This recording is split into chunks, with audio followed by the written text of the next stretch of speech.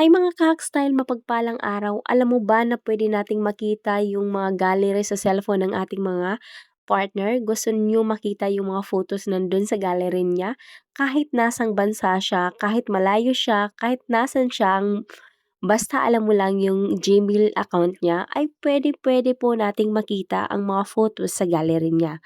Kung curious ka at hindi mo pa alam kung paano gawin, panoorin mo yung video. Ayan mga ka-Hackstyle, una po natin gagawin ay pumunta tayo sa ating cellphone at pumunta tayo sa Google Photos ng ating cellphone. Ayan, click natin yan. Tapos kung mapapansin nyo dito sa baba, in-not now lang natin. Kung mapapansin nyo sa baba dito yung mga menus, meron siyang sharing. Pipindutin natin yan, yung sharing. Ayan, pindutin lang natin.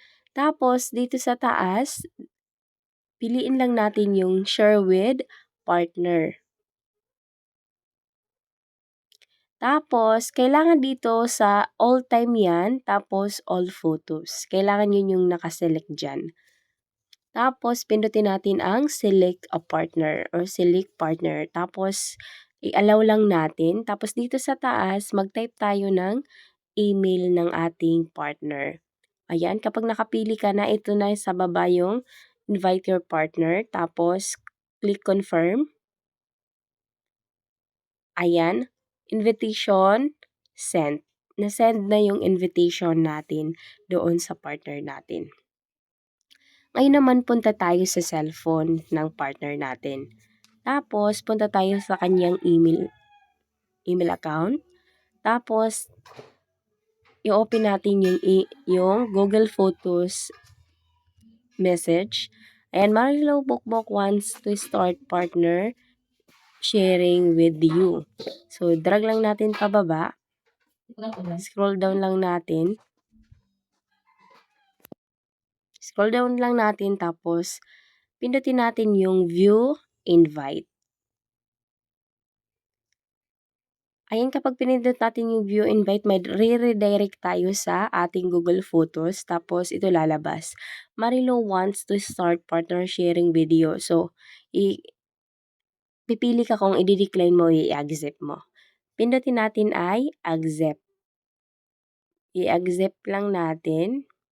Nandito sa taas yung Google account mo, tapos yung Google account naman ng partner mo. Accept lang natin, tapos kailangan all time lang. Kaya ng kanina, tapos click confirm. Tap lang natin yung confirm. Ayan, tapos antayin lang natin. Ayan, dito po makikita natin lahat ng mga photos.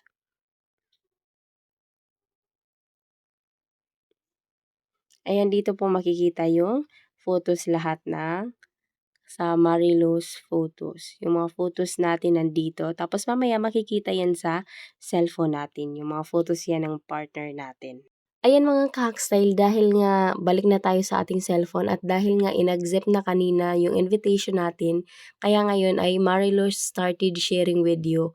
Tapos pindutin lang natin yung view photos. Tapos ayan, parehong-pareho na. Kitang-kita mo naman yung photos na nandun sa cellphone kanina ng ating partner ay nakikita na natin dito sa cellphone natin. Pero advice ko lang po sa inyo, mahalaga pa rin yung privacy. Pero kung pinag-usapan nyo naman at okay lang sa kanya, pwede nyong gawin to para mapanatag kayo. Kung mapapansin ninyo dito sa cellphone ko, meron siyang sharing sa menu. Tapos doon sa cellphone na isa ay wala. So, ngayon ituturo ko sa inyo kung anong gagawin kapag walang sharing menu doon sa Google Photos. Ayan, punta na tayo sa isa ko kong cellphone. Dito sa Google Photos, dito sa menus niya sa baba, wala siyang Google Sharing. So, ang gagawin mo pag walang sharing sa menus, punta ka dito sa may picture. Tapos, i-click natin or i-tap ang photo settings. Tapos, ayan, makikita na natin dito yung sharing. Pindutin natin yan. Tapos, partner sharing. Pindutin natin yan. Ayan, tapos dito na mo pwedeng ilagay yung Google or email account ng partner mo na gusto mong magkaroon ng sharing. Kung ayaw mo naman, i-click mo lang yung remove partner. Kung ayaw mo na, Tapos ayan, 'pag ni-remove mo, hindi na niya makikita yung mga photos sa ating cellphone.